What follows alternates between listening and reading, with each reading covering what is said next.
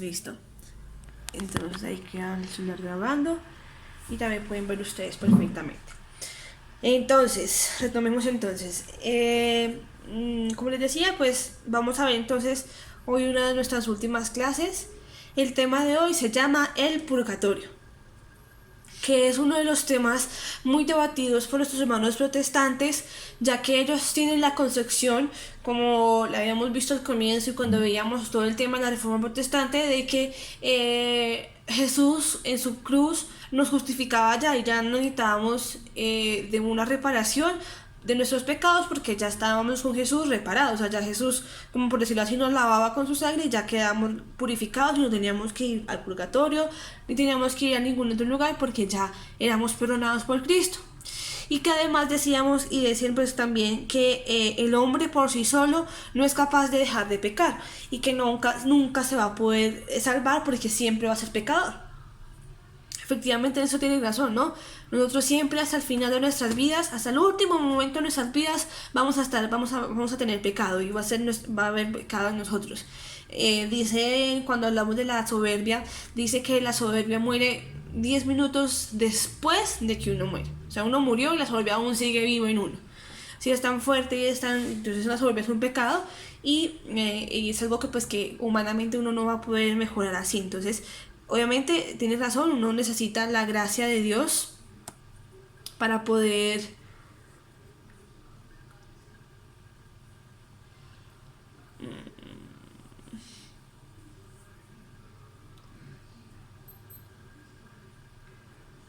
me fui.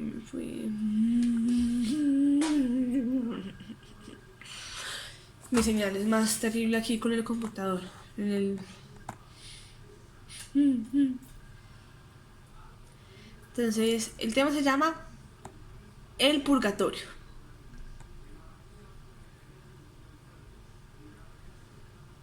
Me dicen si no se escucha, si se me traba un poco la voz, porque a veces sí, en el computador es un poco más complicado.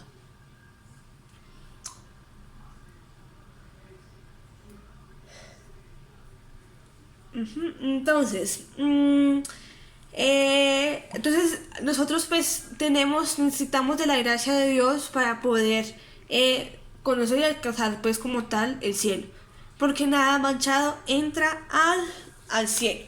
Entonces, ¿qué es el purgatorio? Entonces dice, el purgatorio es un estado transitorio de purificación necesario para aquellos que habían muerto en gracia de Dios y tenido segura salvación, pero necesitaban una mayor purificación para llegar a la santidad necesaria para entrar al cielo.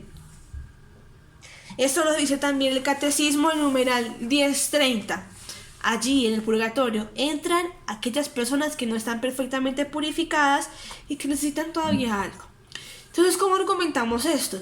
Efectivamente, pues la palabra purgatorio no se encuentra en la Biblia, la palabra purgatorio, pero no significa que no exista. Aún así, Dios en su evangelio nos habla muchísimo de esa terminología del purgatorio. Entonces, una es muy importante, es una muy importante que nos da mucha claridad y nos dice, debe haber un lugar donde uno pueda purificar sus pecados y donde ese pecado sea perdonado. Entonces, la primera cita bíblica es la de Apocalipsis 21-27. Apocalipsis 21-27. Y es aquí donde dice, nada manchado entra al cielo. Nada manchado entra al cielo. Entonces uno dice, nada manchado entra al cielo, y está un poco de lógica. Y en el infierno se condenan las personas que están, no se arrepienten, que no tienen arrepentimiento y que en el juicio final, en el juicio particular, no se arrepiente. Entonces uno dice a esa persona que no fue mala, pero que en sus últimos días pasó algo, una debilidad, un pequeño error, una pequeña palabra. Entonces esa persona que tuvo ese pequeño error, que tuvo ese pequeño defecto,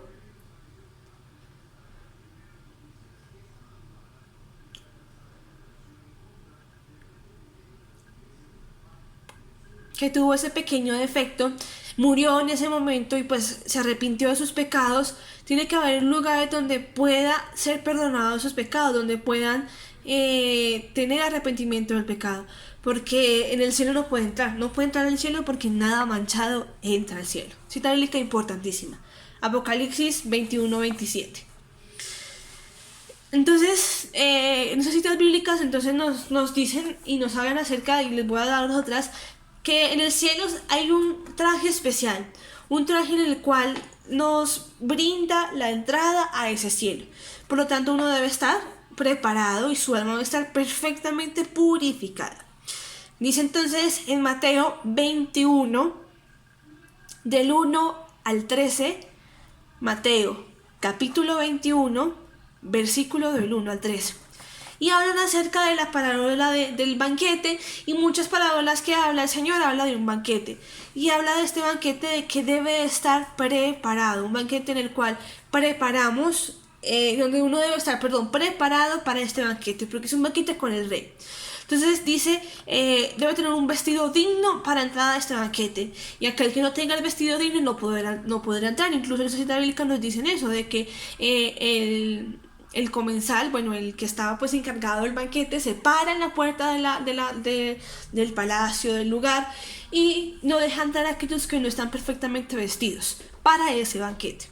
Entonces lo mismo, entonces esto va muy concorde con la primera cita bíblica de Apocalipsis 21-27. Nada manchado entra al cielo. Y también vemos entonces Mateo 12:36, Mateo 12:36, en donde nos hablan de que se tendrá que pagar por toda palabra ociosa dicha. Por toda palabra tenemos que pagar al Señor. Entonces ahí con estas citas bíblicas uno dice, Dios mío, ¿quién podrá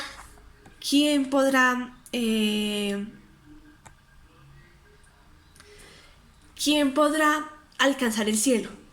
¿Quién podrá alcanzar el cielo si esto es algo que por todo seremos juzgados en el juicio final? Entonces vamos a ver un poco, entonces estos como argumentos para decir que en el cielo no se puede entrar nada manchado y que debemos purificar por nuestros pecados, que debemos estar listos debemos estar purificados, debemos tener un traje limpio y sin mancha, como dice Apocalipsis, para entrar al cielo. Entonces, la oración por los muertos en el Antiguo Testamento, especialmente en la cita bíblica de Macabeos. Macabeos es un libro que fue sacado por los protestantes porque habla muy claramente acerca del purgatorio, y es un libro histórico. O sea, no solo lo podemos comprobar en la Biblia, sino es un libro histórico. Es decir, podemos asegurar que los macabeos existieron históricamente. Entonces podemos argumentar no solo desde la Biblia, sino desde la historia, desde argumentos históricos donde podemos comprobar que este pueblo existió. Entonces en los macabeos, en este tiempo se creía que había una purificación después de la muerte, y se ofrecían, ya la repito, no la he dicho todavía, la cita bíblica, en donde se ofrecían oraciones y sacrificios por los muertos, por aquellos que han muerto. La cita es Segunda de Macabeos, capítulo 12, versículo del 42 al 45.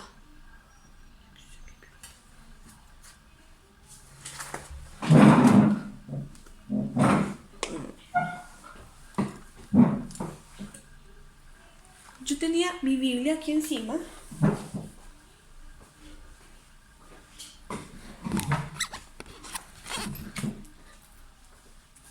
Y aquí está.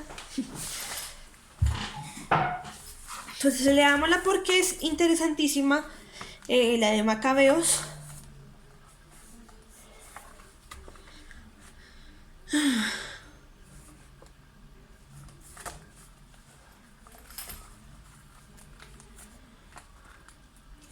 Segunda de Macabeos, del 12 al 45.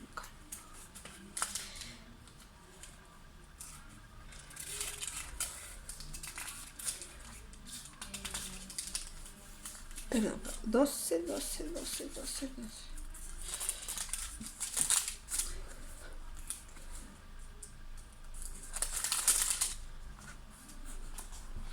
Dice así entonces.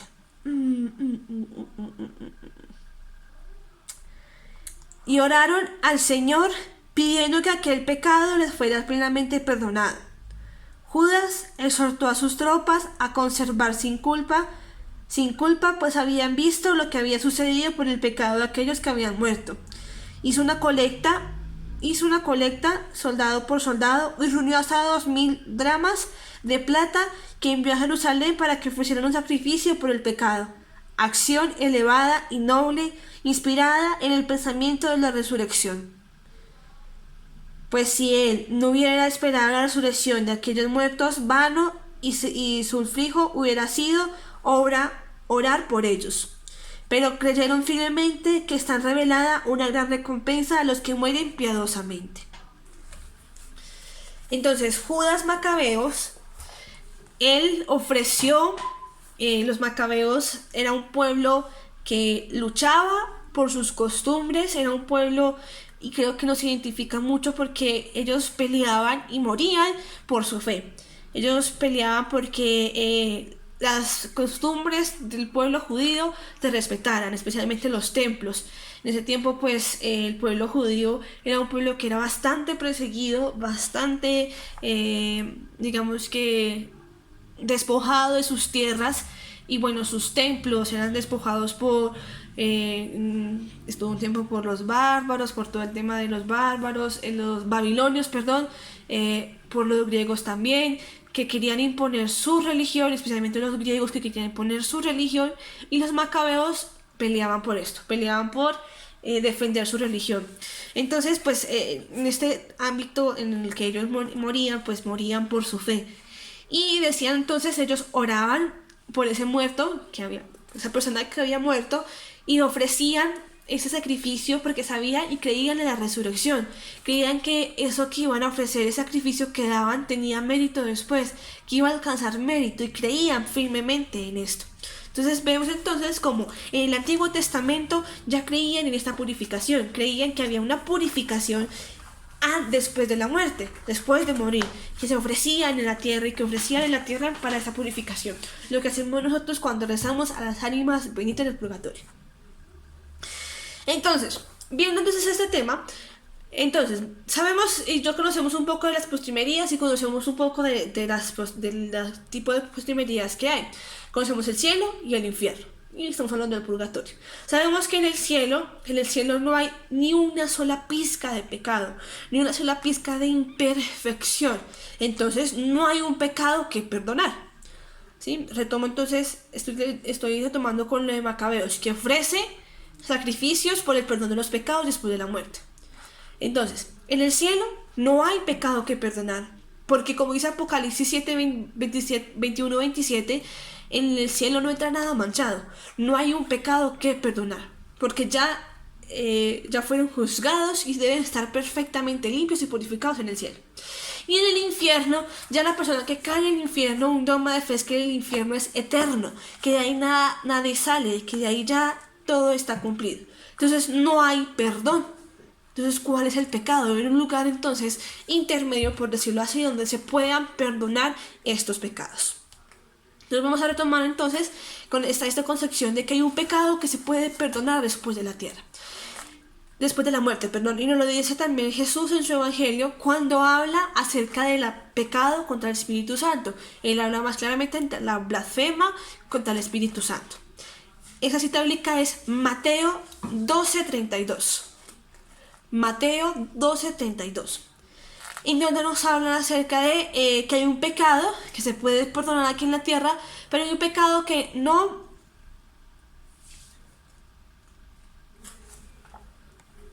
escuché la pregunta, no vi la pregunta.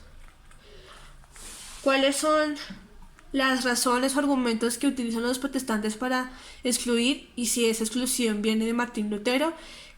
Una de ellas es por lo que sí, solamente viene desde Martín Lutero, porque es desde ahí donde surge el protestantismo. Y es ahí, Martín Lutero es el que hace la reforma de la Biblia. Cuando recuerden que en ese tiempo la Biblia solo era para los monjes, los religiosos, y pues nadie tenía como tal, era muy costosa.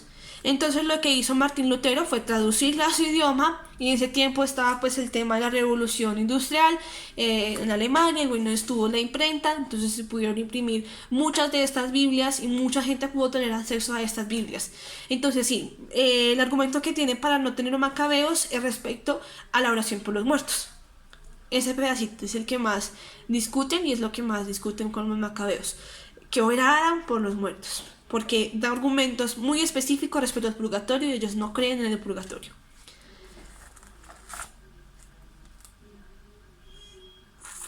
Entonces hay un pecado. Entonces en Mateo 12:32 Jesús nos dice acerca de ese pecado que no se puede perdonar ni aquí ni en la otra vida. Entonces cuando uno dice no se puede perdonar aquí en la otra vida, entonces hay un pecado que sí se puede perdonar en la otra vida, que hay dos tipos de pecado. Pero entonces seguimos con el mismo argumento del cielo y el infierno. Si en el cielo no hay pecado para perdonar, y en el infierno no hay perdón porque ya están condenados, ¿dónde está ese lugar en donde se pueden perdonar estos pecados? Entonces ahora vamos a ver citas bíblicas en donde no nos hablan del purgatorio con palabra purgatorio, sino nos hablan de esa cárcel que la cual no saldremos hasta no pagar todas las culpas que hemos tenido. La primera es Mateo 18 del 23 al 35.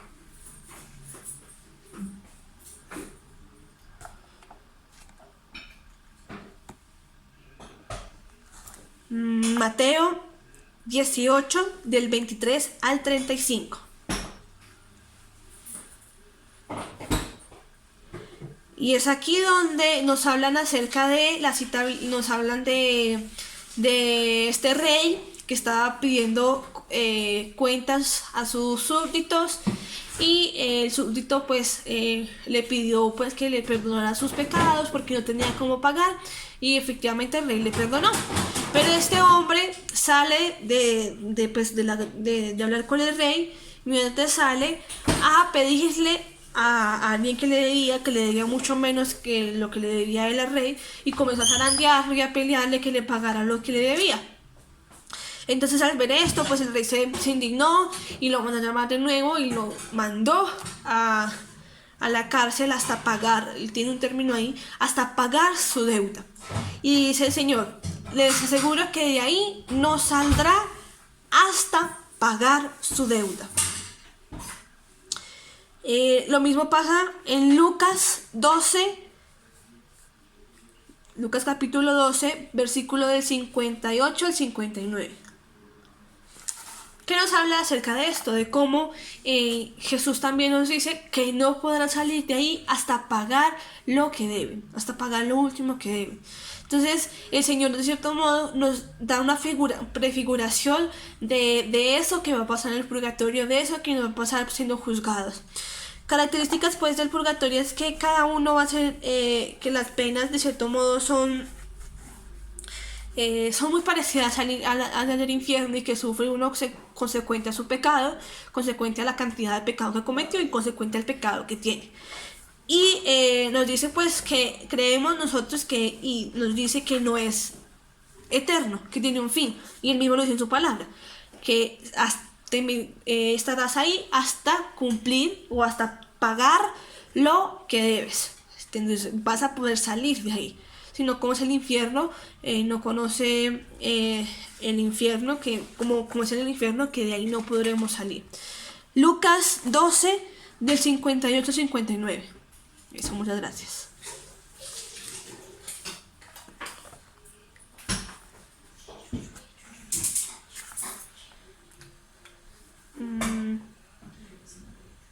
Dice entonces Lucas del 2 al 58. Cuando vayas con tu adversario al magisterio, procura en el camino arreglarte con él. No sea que te arrastre ante el juez y el juez te entregue al alguacil y el alguacil te meta en la cárcel.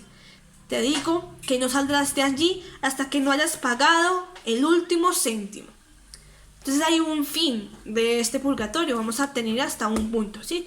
Y lo dice el Evangelio, hasta que hayas pagado. Sí, que al final vas a poder salir de ahí. Bueno, y también, estas son unas citas bíblicas del Antiguo Testamento. Perdón, del Nuevo Testamento, pero que nos hablan acerca de la vida de Jesús. Y ya después San Pablo también nos retoma esta terminología del purgatorio, en donde nos habla Primera de Corintios del 3, Primera de Corintios capítulo 3 del 11 al 15.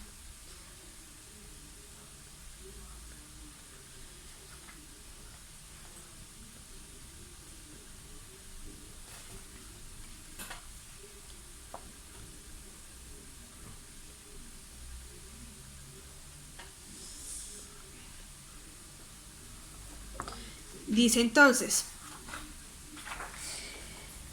pues la base nadie la puede cambiar, ya está puesto y es Cristo Jesús. Pero con estos cimientos, si uno construye con oro, otro con plata, otro con piedras preciosas, o con madera, caña o paja, la obra de cada uno vendrá a descubrirse. El día del juicio le dará a conocer, porque en el fuego todo se descubrirá. El fuego probará la obra de cada cual. Si su obra resiste el fuego, será premiado. Pero si esa obra que se convierte en ceniza, él mismo tendrá que pagar. Él se salvará, pero como quien pasa por el fuego. Recuerden entonces que el purgatorio es ese fuego purificador. Entonces es ahí donde es probado. Dicho común que dice que el oro es probado en el fuego. Asimismo, si sus obras fueron creadas por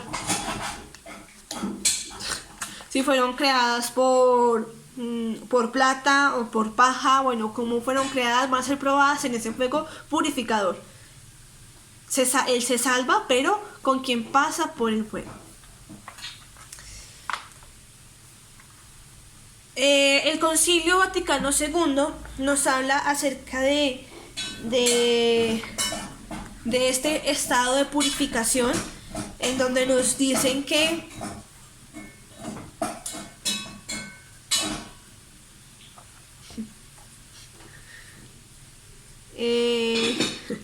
se me fue la palabra.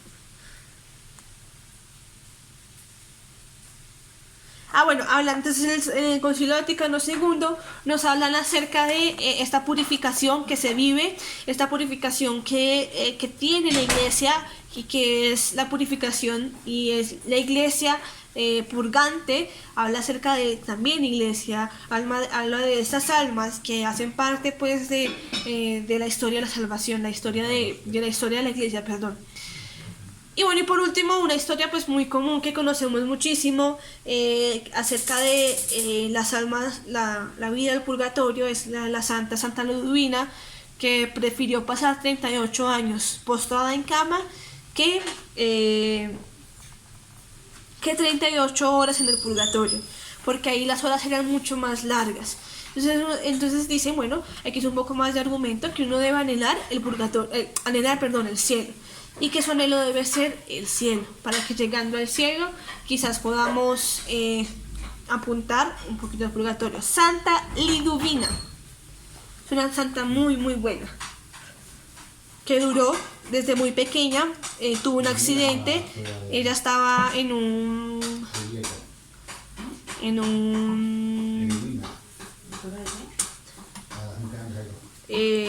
estaba patinando sobre hielo y se cayó y se rompió prácticamente toda la columna vertebral y quedó paralizada todos esos años. Entonces el Señor en un sueño le permitió pues como pedir como que cambiara su vida. Dijo: ¿o quieres pasar 38 años postrada en cama o 38 horas en el purgatorio?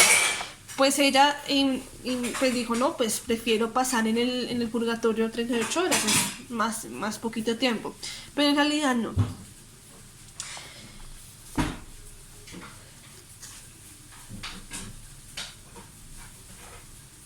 También hay una santa muy buena que la he escuchado bastante, que no la he leído yo, pero la he escuchado bastante, de María Sima, que tiene visiones acerca del purgatorio. Pero esto más de las visiones es más para nosotros, para conocimiento propio, para las personas que pues creen en el purgatorio y creen en la iglesia, porque argumentos para los protestantes pues no se pueden dar, ¿no? Porque si no creen pues en los santos, no creen pues en las visiones, no vamos a poder argumentar con esto. Listo, entonces esa sería la clase de hoy. El tema de hoy, perdón.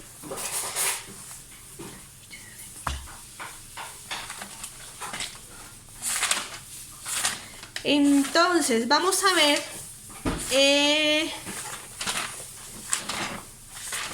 Vamos a ver.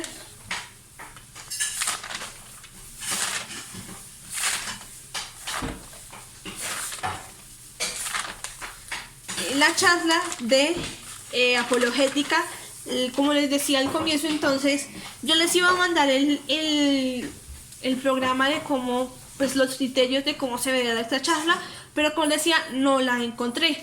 Entonces no supe dónde la encontraba. Entonces lo que voy a hacer es darles, de cierto modo, como tengo yo montada mi charla de apologética, para que ustedes la monten. Como les decía, la charla apologética tiene y contiene todo muy resumidamente, todo lo que hemos visto en este curso. Entonces es un perfecto examen, porque es poder coger todo el curso en una charla. Y esa es la idea de la charla, y esa es la idea de este curso, que ustedes puedan dar la charla apologética muy confiadamente, que tengan argumentos, que tengan cómo defenderla, aunque no se vean todos los temas, se tocan muy por encima. Es una charla que se da muy rápidamente, una charla que se da así de brochazo, porque el retiro no da, muchas veces no da, y esa charla se da después del barro, después de almorzar, la gente está cansada, con sueño, entonces tiene que ser muy dinámica y muy activa. Estoy dando también criterios. Entonces es una charla que debe ser emocionante, una charla que no debe ser muy teórica, porque pues la gente no se la va a grabar muchas citas bíblicas, son unas citas bíblicas solo como para argumentar qué es lo que está dando, pero más que leer la cita bíblica, porque se vuelve muy harto pues leer la cita bíblica, sino explicarla. En tal parte dice esto y esto y esto, ¿sí? Tenerla muy presente, porque no es dar cita bíblica y leerla y ponerse a leer, porque se vuelve muy harta la charla, por decirlo así. Entonces, primero entonces uno debe comenzar a ver qué tipo de apologética hay. Entonces uno sabe que hay apologética para cristianos no creyentes, que ya veíamos al comienzo de la apologética, de la clase de apologética, veíamos digamos que las fuentes, y lo veíamos, ¿cómo es que se llama eso? Niveles de la apologética. Sí, a quién se le da la apologética, argumentos, bueno, todo el tema de sentido común, y pues es algo que se debe llamar, pues como motivar eso, darle sentido común a las personas, porque muchas veces la gente no cree por la Biblia o por argumentos bíblicos, sino por sentido común. Esta charla de apologética en los retiros lo que busca es llamar a la gente, a las personas que están viviendo el retiro, a evangelizar, a defender su iglesia católica, a decirle que es una iglesia muy bonita, una iglesia, sí, pecadora, sí, con efectos, sí, porque somos humanos, pero una iglesia que ha durado miles y miles de años, una iglesia en la cual muchos nos quedamos callados frente a injusticias. Hay un ejemplo muy bonito en donde cuando a un islam le critican su fe o lo ofenden por su fe, ellos llegan al extremo de matar por su fe, se hacen matar por su fe, por su Dios, por su Alá. Dice, este hombre ama su fe y vive su fe porque la defiende. Nosotros no llegamos al extremo de morir, de matar, perdón, por la fe, pero sí de morir por la fe, de defender nuestra fe. Entonces debemos entonces saber en qué creemos, y la charla es eso, saber en qué creemos para poder defender lo que creemos. Entonces la charla es un poco más de emoción, de decirle a los católicos, hay que defender la charla, hay que defender, perdón, nuestra fe, a nuestra Santa Madre Iglesia Católica, conocer quiénes somos para poderla defender, porque muchos católicos, incluso también católicos dentro de la Iglesia Católica, la critican porque no conocen de ella.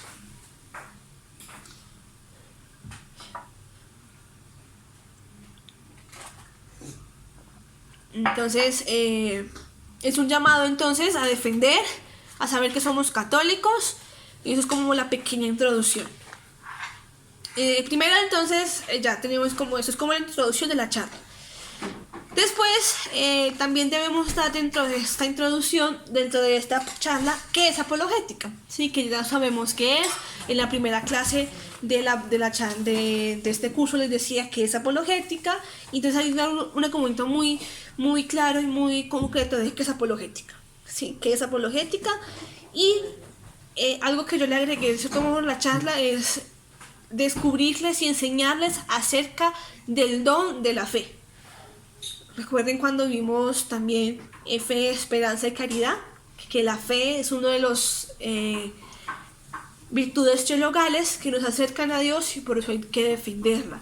Y la apologética es este curso o esta formación que nos permite defender esta fe.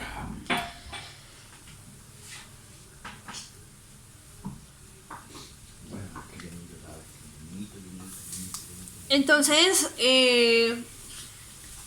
ya después, primero entonces hablar de los argumentos, enamorarlos de la defensa de la fe, explicarles qué es apologética, y ahí se comienza a hablar del primer tema súper interesante, que es el papado de Pedro.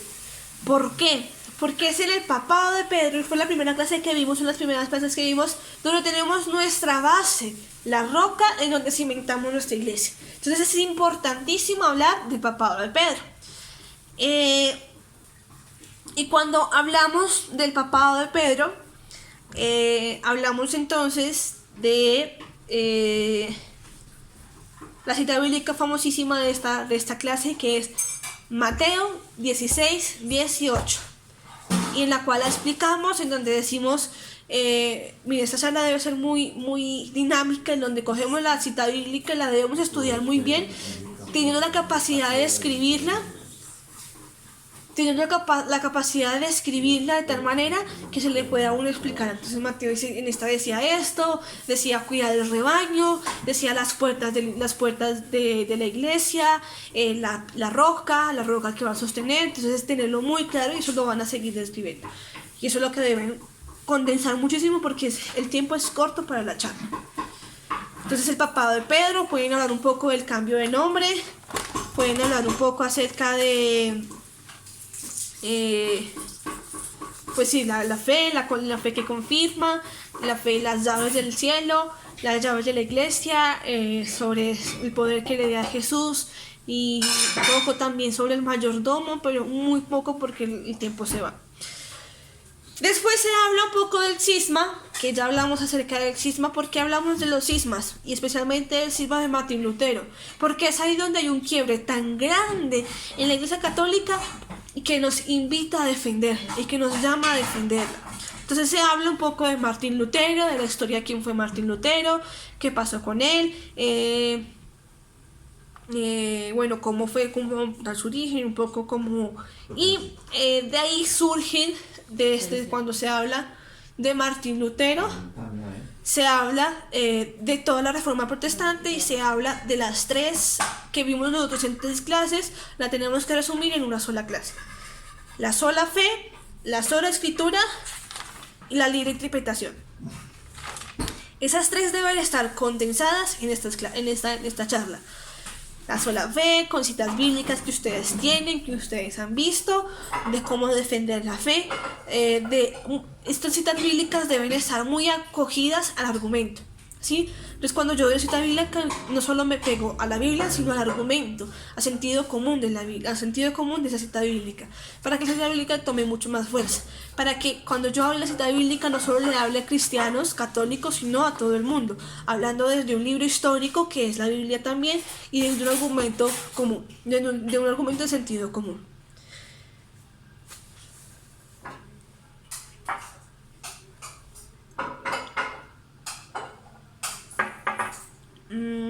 Listo, entonces hablan acerca de bueno, yo en mi charla tengo un poco, les voy a mandar un poco pues la foto de mi charla para que la miren.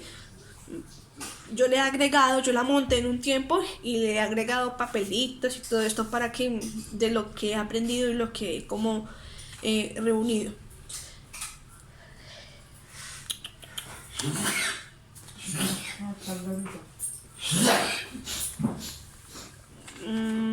Listo, entonces se hablan de las 3 propuestas: solo fe, solo Biblia y libre interpretación. Bueno, también cuando el tiempo da, respecto a la charla, también se puede hablar acerca de la apologética mariana, un poco de los dogmas, un poco acerca de la virginidad de la Virgen María y el de tener más hijos, porque es uno de los temas más debatidos, pero se toca muy claramente, muy concisamente. María fue virgen porque la señal, bueno, todo el tema que vimos en esto, pero muy pocamente, muy pequeñamente. ¿Sí? Entonces eso es más o menos como el tema de la charla, lo que se va a dar en la charla. La idea es poderla montar, la idea es que ustedes se graben en video, se graben como si estuvieran predicando a un grupo de retiro, que ustedes estén dando la charla para un retiro espiritual. Y quien quita, pues, cuando estemos en retiro diga, estamos en retiro, yo digo, estamos en retiro juntos y están ustedes, le digo, vea, ella fue hija de apologética, ella puede dar la charla de apologética perfectamente. Sí, es que ustedes salgan muy preparados de esto. Entonces, si quieren, entonces, monten la charla, monten en una ficha bibliográfica, en un cuaderno, como quieran, como les queda a ustedes mucho más fácil. Monten la charla, si quieren me la envían antes, o no hay problema, y se graba. La idea es que me manden el video grabando, dándose la charla. Así, son súper empeliculados, tan empeliculados que se van a poner su camiseta y se van a grabar con su camiseta.